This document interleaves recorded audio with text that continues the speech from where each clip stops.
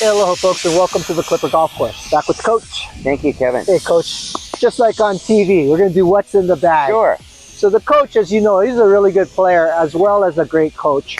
And we're going to kind of walk through his bag, talk about his golf clubs here. Now, coach, you're with TaylorMade, right? Yes. And let's go through your bag. Let's start at the bottom of your set. Let's see, you've got the wedges here. What wedges are you playing? 60, 56, and a 50 degrees. So Okay. that's my gap wedge. The Right. bounces are all a little different as you go through the bag. Okay. Or Kind of through mid the- bounces though. Yes. For this And- golf course, I play here the most. You like that? Yes. Were you ever a low bounce player or a high bounce player, or you always kind of mid range? Low. I was low at Yeah. my best. Yeah.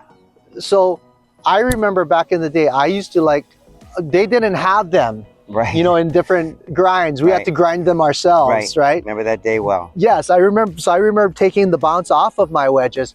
And the reason I did that was, one, I was a little bit better than I am now. So I wanted to do things a little more with my shot than I wanted forgiveness like I want now. And back in the day, we didn't do the bounce shot, right? We didn't employ the bounce. But then the one thing I know is back in the day, we had a lot of hard pan lies. You remember those Yes. compact lies? And that's when the low bounce really came into Yes, play. absolutely. Being able to get the leading edge down to the Yep. bottom. Yeah. So, but nowadays with the golf course, I think it benefits even the better player like yourself to have at least mid bounce. And I think even nowadays some tour players are playing with the higher bounce clubs, right? Yes. But they're So- also changing per tournament. Per Venue. grass. Yeah. Yeah. Absolutely. We're seeing that Right. right now on TV at the Australian Open there. That's a good point. So, okay, so for the average golfer who does not have this type of budget Right. to have 3 different sets of wedges, I think a mid bounce is a good choice. Absolutely. And would you agree with me? Now, you don't have to agree with me, but I would suggest that if you're going to err on the higher bounce. Yes. Okay. Yes. So you got Chunk that. and folks? run it. There you go. Yeah, the forgiveness, right? Yes. Plus, too, since I've learned how to employ the bounce a little more on my chips and pitches, I learned to do that because I was having some problems with the, chili dipping them a little too Right. often.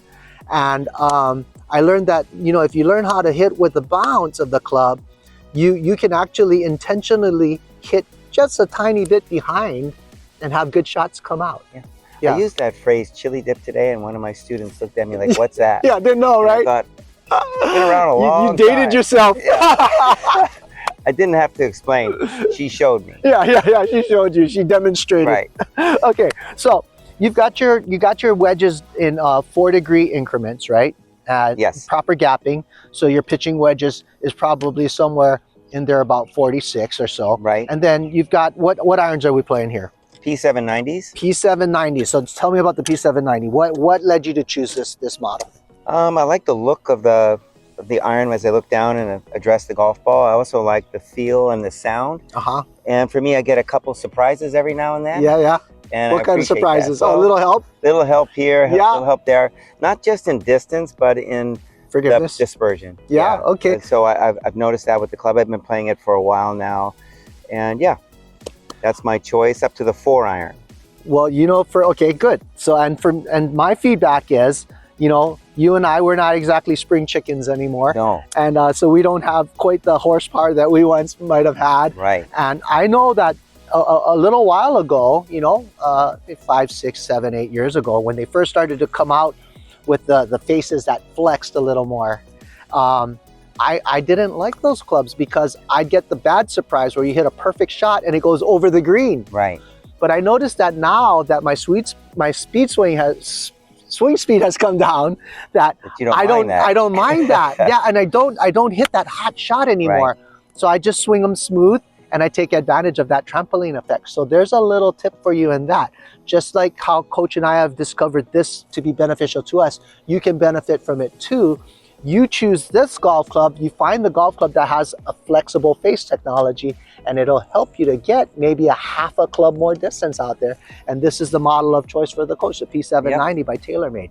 A great selection. Okay, and you go up to your 4-iron, and now we've talked about this on some of our other videos, that we choose the club, the longest iron we have in the bag is the one that we can hit high enough and carry far enough and make it stop in close proximity to where our target is, right? Exactly. So obviously the 4-iron is getting you there.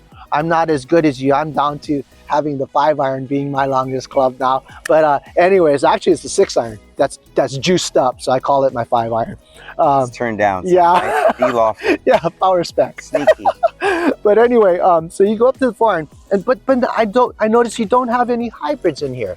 Yeah, I can explain that. Yeah, what's going on? I've tried to play with hybrids all these years that they've been introduced as the rescue club, or the club that you use out of the rough to it's easier to hit.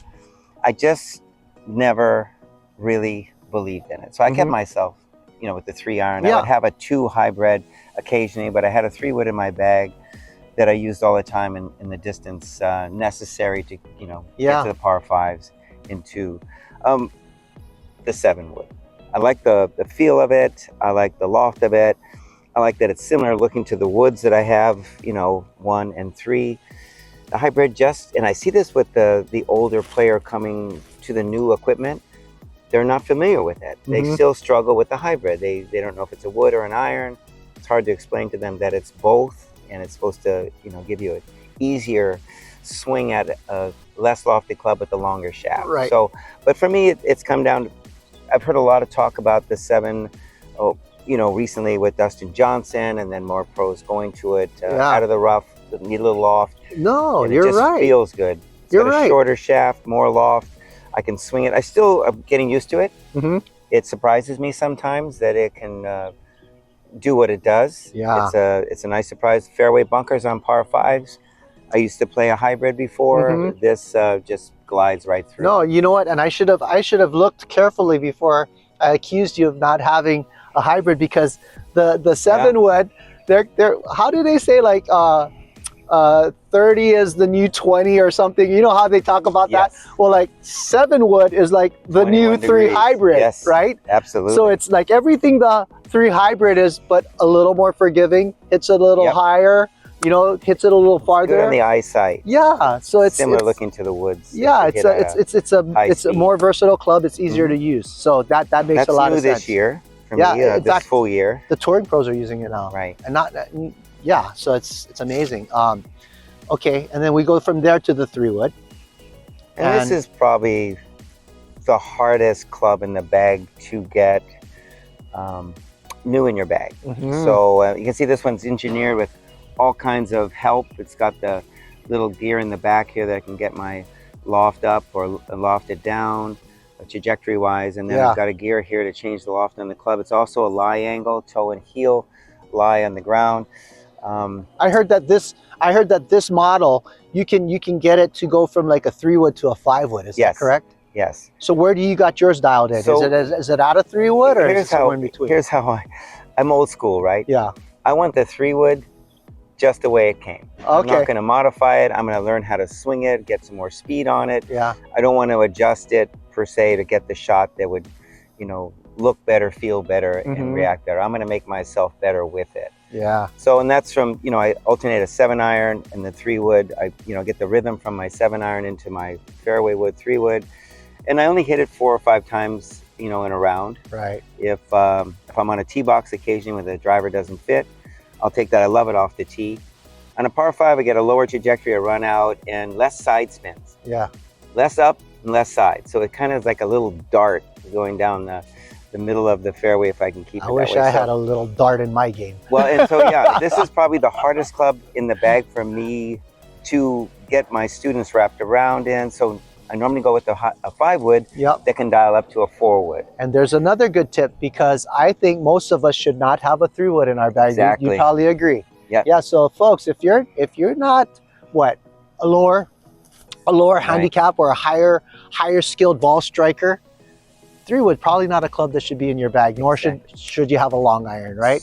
You should probably have more lofted woods and some hybrids up there. Right. And so I heard something at the U.S. Open, I think it was. They were talking about how the engineers have made the 3-wood like the 5-iron of 30 years ago. Yeah. They've really engineered it for the average player, the professional player, to have a little bit more success, more fun, and more enjoyment off a club that was just built to break you. Yeah. like Jordan Spieth carried his 3-wood from high school to college to professional golf and won his first season. That's the thing. You know, you've got the QI10 model, and you know, now they're just about ready to release 2 more generations after that, and it's very common. I see why. I love watching what's in the bag. And that old trusty 3-wood kind of stays in there. It sticks around. Yes, kind of sticks around. It's hard to get it out of there. And the last one was a sim. I didn't change from the sim. Yeah. So every 2 or 3 generations, you maybe consider making a switch. And I had a friend on the All Marine team that was struggling with the 3-wood. So I graciously said, try this one. He hit it perfect. I said, I guess I'm not getting it back. And he said, not for a while. Yeah, you kind of transitioned, right? I had to pass it on. Yeah, you're in the stages of your career now where you're not so much selfishly helping yourself, but you're helping others. Yeah, it's a nice place, actually. That's cool. And then, which leaves us with the driver. And you've got the QI35. I know I'm pretty sure you're going to change because I watching the guys on TV, boy, they're all smoking that new one. So I'm sure you're chomping at the bit waiting for that new one to come I won't get it until the consumer gets it, which is that's how it should smart. Be. That's how it should be. Right. But I see the specs on it. I hear the noise, and I see the differences. But I've been happy with every club they've sent me as far as the drivers go. Yeah, they're good company. Never complained. Always seen a little bit of improvement, and they always keep me in the top drawer as well. Okay. Now, let's talk about shafts. Sure. You've got this Ventus shaft in here, and I noticed that's in a lot of the Touring Pros clubs. Right. I remember it's in all 3 of those. And you used this other shaft for a long time, and you changed, you went away, and now you're with this. What is it that attracted you to this particular shaft?